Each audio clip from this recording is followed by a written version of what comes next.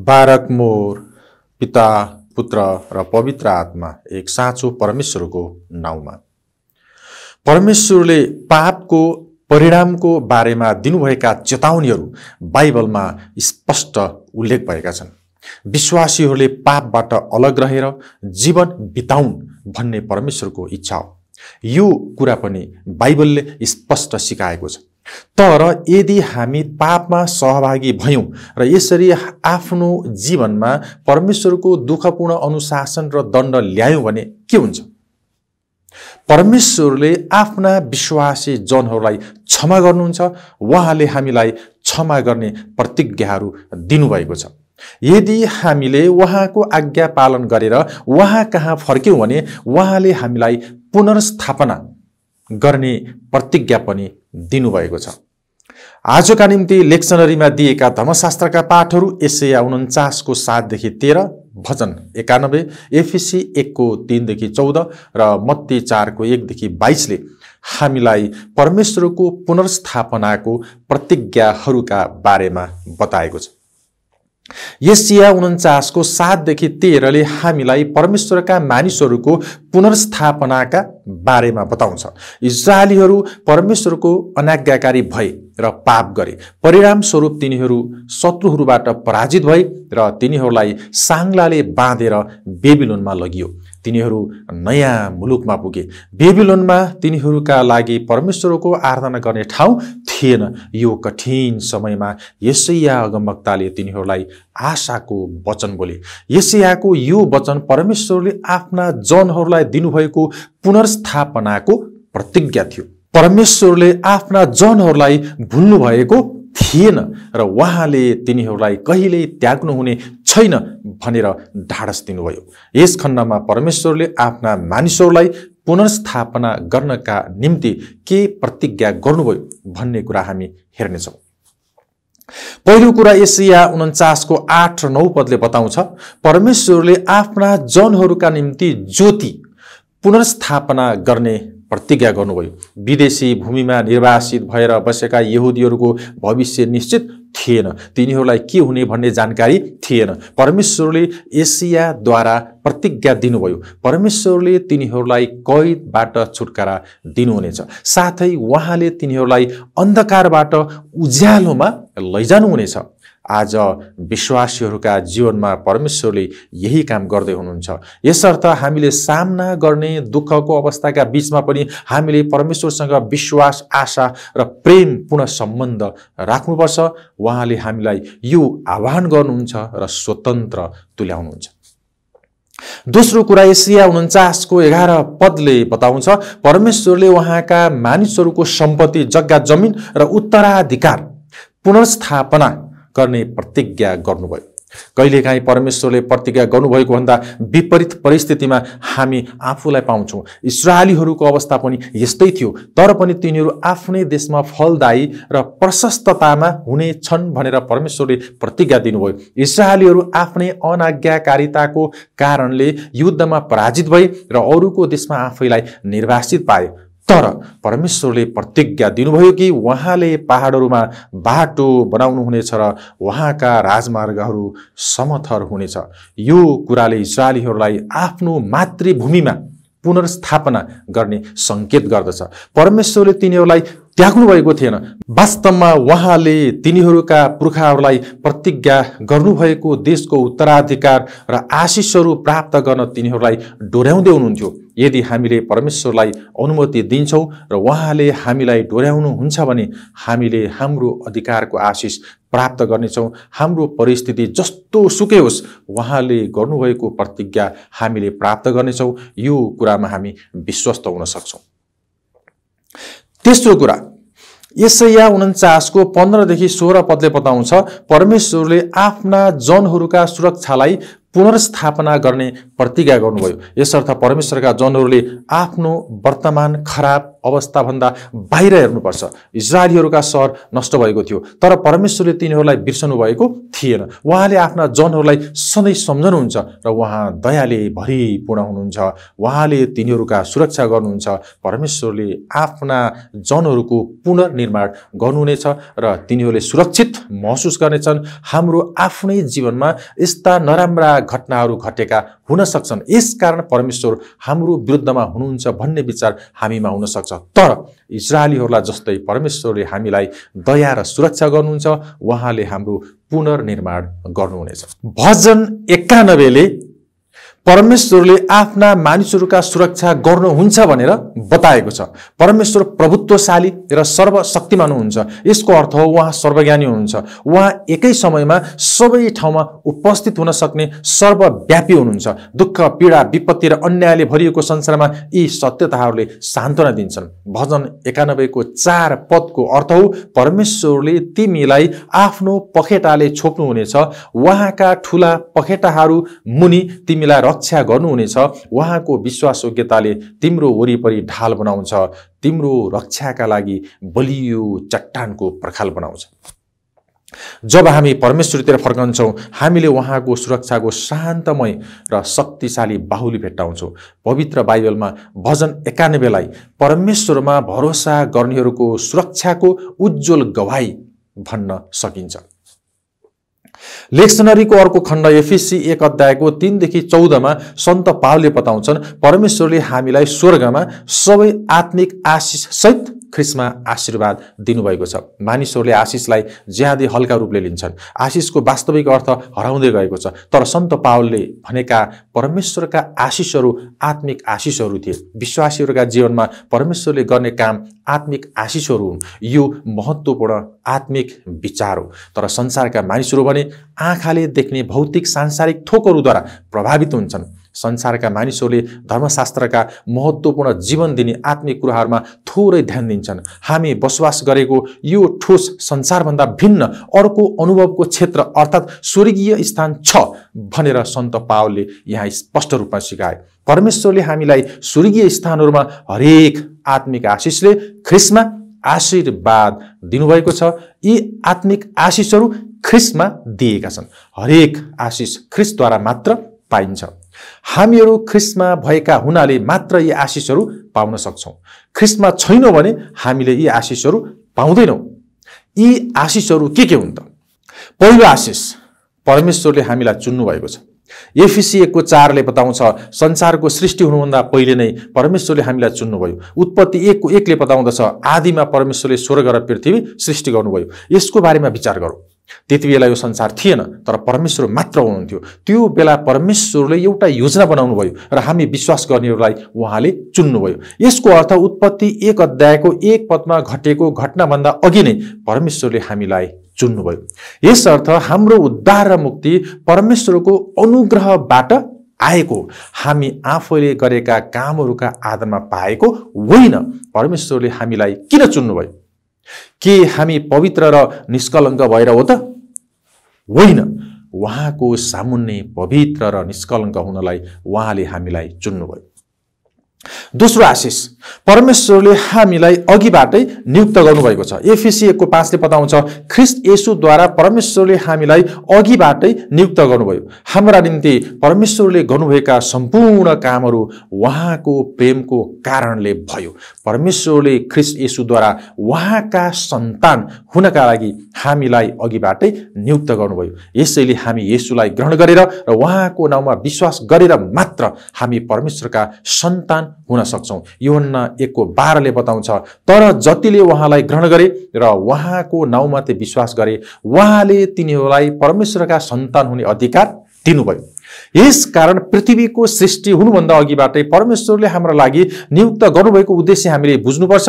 परमेश्वरको असल अभिप्रायद्वारा उहाँका उद्देश्यहरू पूरा गर्नलाई हाम्रो सृष्टि भएको हो। तेस्रो आशिष, एफिसी 1 को 6 ले भन्छ परमेश्वरले हामीलाई सित्तैमा ग्रहण गर्नुभएको छ। हामीले आफूलाई परमेश्वरको अघि ग्रहण योग्य तुल्याउन सक्दैनौँ, तर उहाँले आफ्नै अनुग्रहद्वारा हामीलाई ख्रिस्टमा ग्रहण योग्य तुल्याउनु भयो। सबै कुरा परमेश्वरको अनुग्रहद्वारा हुन आए। हामीले अनुग्रहद्वारा उद्धार पायौँ। हाम्रो आत्मिक जीवनको सुरुवात अनुग्रहद्वारा हुन्छ। हाम्रो जीवनमा सुरु भएका सबै काम पूरा गर्न अनुग्रहले हामीलाई सामर्थ्य दिन्छ। परमेश्वरको अनुग्रहको कारणले गर्दा हामी अहिले काम गर्न सक्छौँ। चौथो आशिष एफिसी 1:7 भन्छ परमेश्वरले हामीलाई उद्धार गर्नुभएको छ। उद्धार गर्ने भन्नुको अर्थ मोल तिरेर किन्ने र स्वतन्त्र गर्ने हो। रोमी साम्राज्यमा 60 लाख दासहरू थिए। मालिकहरूले तिनीहरूलाई फर्निचर चाहिँ किनबेच गर्थे, तर कसैले दासलाई किन्न र उसलाई स्वतन्त्र गरिदिन सक्थ्यो। येशू ख्रीष्टले हाम्रा निम्ति त्यही काम गर्नुभयो। पहिलो पत्रुस 1:18 देखि 19 मा लेखिए अनुसार येशूले आफ्नो रगतको मोल तिरेर हामीलाई स्वतन्त्र गर्नुभयो। उद्धार हुनुअघि पापको शक्तिले हामी शैतानको दास भएका थियौं र बन्धनमा थियौं, तर येशू ख्रीष्टले आफ्नो रगतको मोल तिरेर हामीलाई छुटकारा दिनुभयो। अब हामी परमेश्वरका सन्तान भएका कारणले धनी भएका छौं। पाँचौं आशिष एफिसी 1:7 भन्छ परमेश्वरले हामीलाई क्षमा गर्नुभएको छ। क्षमा भन्ने कुराले यहुदीहरूको प्रायश्चितको दिनमा हुने धार्मिक विधिलाई स्मरण गराउँदछ। लेवी 16 लेखिएको विधि अनुसार प्रधान पुजारीहरूले छाडा छोड्ने बोकालाई उजाड स्थानमा पठाउँथे। पुजारीहरूले एउटा बोका काटेर बलि गर्थे र रगतलाई परमेश्वरको सामु भएको कृपा आसनमा छर्किन्थे। त्यसपछि अर्को जिउँदो बोकामाथि इस्राएलका पाप स्वीकार गर्थे र उजाड स्थानमा लगेर छोडेर आउँथे। यूहन्ना 1:29 र अरू खण्ड अनुसार हाम्रा पाप हटाउनका निम्ति येशू ख्रीष्ट मर्नुभयो। हाम्रा विरुद्धमा अब कुनै दोष बाँकी छैन, किनभने हाम्रा पाप येशूले हटाउनुभयो। पापले हामीलाई गरिब बनायो, तर अनुग्रहले हामीलाई धनी बनाएको छ।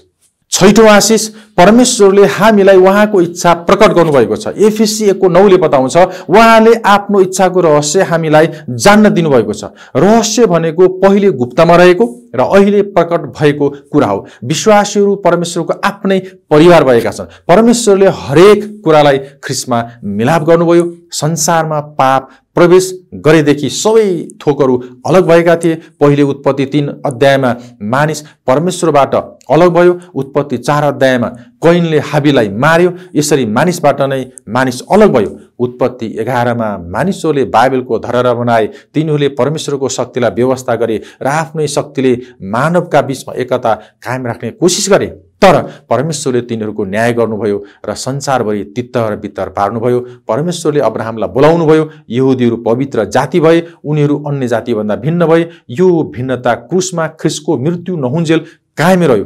पापले हरेक कुरालाई अलग गर्यो, तर युगहरूको अन्त्यमा परमेश्वरले ख्रीष्टमा सबै कुरालाई मिलाप गराउनुभयो। हामी पनि यस महान अनन्त योजनाका सहभागीहरू हौं।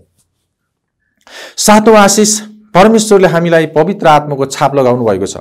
एफिसी 1:13 सन्त पावलले मुक्तिको सम्पूर्ण प्रक्रियाको बारेमा बताएका छन्। पहिलो कुरा, पापी मानिसले मुक्तिको सुसमाचार सुन्छ। एफिससका मानिसहरूले यो सुसमाचार सुने र जाने। दोस्रो कुरा, तिनीहरूले विश्वास गरे। यही विश्वासले मुक्ति ल्यायो। तेस्रो कुरा, जब एफिसीहरूले विश्वास गरे तिनीहरूलाई पवित्र आत्माको छाप लगाइयो। यसको अर्थ येशू ख्रीष्टमा भरोसा राख्ने बित्तिकै हामीले पवित्र आत्मा पाउँछौँ। पवित्र आत्माको छापको के महत्त्व छ त? पहिलो कुरा, यसले कुनै काम पूरा भयो भन्ने जनाउँछ। वर्तमान समयमा पनि जब विधिपूर्वक कानुनी कागज पत्रहरूका काम पूरा हुन्छ तब तिनमा आधिकारिक छाप लगाइन्छ। यो छापले अधिकारको बारेमा पनि जनाउँछ। पहिलो कोरिन्थी 6:19 देखि 20 अनुसार परमेश्वरले हामीमाथि आफ्नो छाप लगाउनु भएको छ, किनभने उहाँले हामीलाई आफ्नै हुनका निम्ति किन्नु भएको छ। मत्ती 27:62 देखि 66ले बताउँदछ येशूको चिहानमाथि रोमीले छाप लगाए। यो कुराले सुरक्षा र संरक्षण भन्ने अर्थ दियो। त्यसकारण विश्वासी परमेश्वरमा सुरक्षित हुन्छ, किनभने ऊ पूरा भएको कामको भाग हो। यूहन्ना 14:16 र 17 पद अनुसार पवित्र आत्मा सधैँभरि विश्वासीसित रहनुहुन्छ, उहाँले हामीलाई छोड्नुहुन्न। दोस्रो कुरा, छाप प्रमाणिकताको चिन्ह हो। जसरी कुनै पत्रमाथि छाप छ भने त्यो साँचो र आधिकारिक हो भन्ने हुन्छ, त्यसरी नै पवित्र आत्माको उपस्थितिले विश्वासी साँचो हो भन्ने प्रमाणित हुन्छ। केवल ओठे भक्ति, धार्मिक क्रियाकलाप वा असल कामहरूले होइन, तर आत्माको गवाहीले हाम्रो पाप स्वीकारलाई साँचो प्रमाणित गर्दछ। 8औं आशिष, परमेश्वरले हामीलाई उत्तराधिकारको बैना दिनुभएको छ। उत्तराधिकार भनेको हकवालाको सम्पत्ति हो। यो जन्मैदेखिको अधिकारको सम्पत्ति हो। उत्तराधिकार आफैले आर्जन गरेको कुरा होइन, यो पारिवारिक सम्बन्धमा आधारित छ। रोमी 8:17 बताउँदछ, हामी सन्तान हौं भने त उत्तराधिकारीहरू पनि हौं। ख्रिस्टमा हाम्रो मिलाप भयो। हामी परमेश्वरका उत्तराधिकारी र उहाँको पुत्रसित साझे उत्तराधिकारीहरू भयौं। परमेश्वरले पहिलेदेखि नै विश्वासीहरूका लागि उत्तराधिकारको योजना गर्नुभयो। उहाँ विश्वास योग्य हुनुहुन्छ। बैना भनेको कुनै सम्पत्तिको अंश किन्ने कुरा निश्चय गर्न दिने अग्रिम भुक्तानी हो। कसैले कुनै जग्गा किन्छ भने उसले बाँकी रकम पछि दिन्छु भनेर थोरै रकम बैनाको रूपमा पहिले नै भुक्तानी दिन्छ। हामीले मुक्तिको सुसमाचार सुन्यौं, विश्वास गर्यौं र उद्धार पायौं। परमेश्वरले हामीलाई स्वर्गको उत्तराधिकारको बैना दिनुभयो। यो बैनाले निश्चित गर्दछ कि परमेश्वरले हाम्रो बाँकी भाग पनि दिनुहुन्छ। हाम्रो उत्तराधिकारको बैना पवित्र आत्मा हुनुहुन्छ।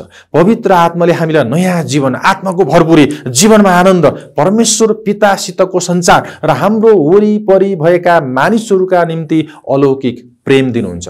यो सबै कुरा स्वर्गमा हुने महान कुराहरूको बैना मात्र हो। जब येशू ख्रिस्ट हामीलाई लिने संसारमा आउनुहुनेछ, तब हामीले पुनरुत्थानको शरीर पाउनेछौँ। यसरी हाम्रो उद्धारको अन्तिम चरण पूरा हुनेछ। हामीले स्वर्गको सम्पत्तिको पूर्ण उत्तराधिकार पाउनेछौँ। एफिसी 1:14 बताए चाहिँ यो सबै कुरा उहाँको महिमाको प्रशंसाका निम्ति हुनेछ।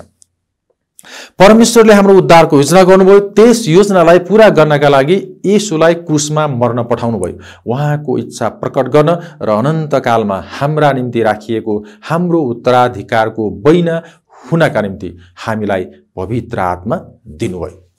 रोमी 8:32 सन्त पावल लेख्छन्, जसले आफ्नै निज पुत्रलाई बाँकी राख्नु भएन तर हामी सबैका निम्ति उहाँलाई दिनुभयो, के उहाँले हामीलाई सबै थोक पनि उहाँकै साथमा दिनुहुने छैन र?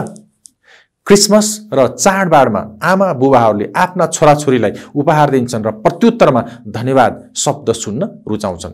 यसरी नै हाम्रा स्वर्गीय पिताले पनि हामीलाई आशिषहरू दिन मन पराउनुहुन्छ। लेक्सनरीको अन्तिम खण्ड मत्ती 4:1-22 सुसमाचारको घोषणाको वर्णन गर्छ।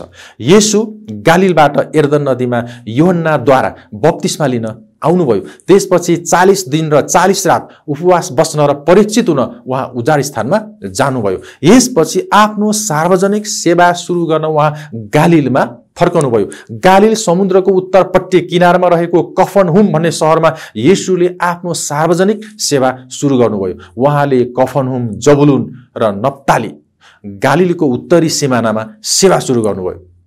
पुरानो करारका अगमबाणी ख्रिस्टद्वारा पूरा भयो भन्ने कुरा देखाउनलाई सन्त मत्तीले यहाँ यशाया 9:1-2 खण्डलाई उद्धृत गरे। यशायाको पालोमा जबुलुनको मुलुक र नप्तालीको मुलुक इस्रायलको उत्तरमा थियो र यो असुरका राजाको अधिकारमा थियो। जबुलुन र नप्ताली याकुबका 12 छोरामध्ये 2 जना थिए। यो कथा बुझ्नलाई हामीले इस्रायलको पृष्ठभूमिको इतिहास बुझ्नुपर्छ।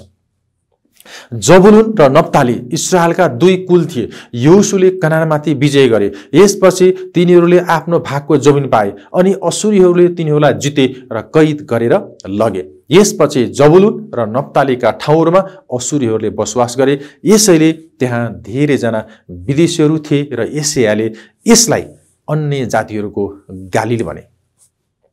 येशू तिनीहरूका बीचमा बस्न जानुभन्दा अघि त्यो देश धेरै शताब्दीसम्म आत्मिक अन्धकारमा रहेको थियो। यसरी घोर अन्धकारमा बस्नेहरूलाई अनुग्रहद्वारा उद्धारको सुसमाचार प्रचार गर्न येशू गालिलमा जानुभयो।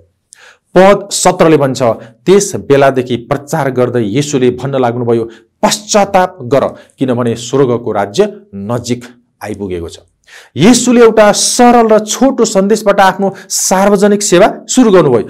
बप्तिस्मा दिने सन्त यूहन्नाले यसै भनेर प्रचार गरेका थिए, पश्चाताप गर किनभने स्वर्गको राज्य नजिक आइपुगेको छ।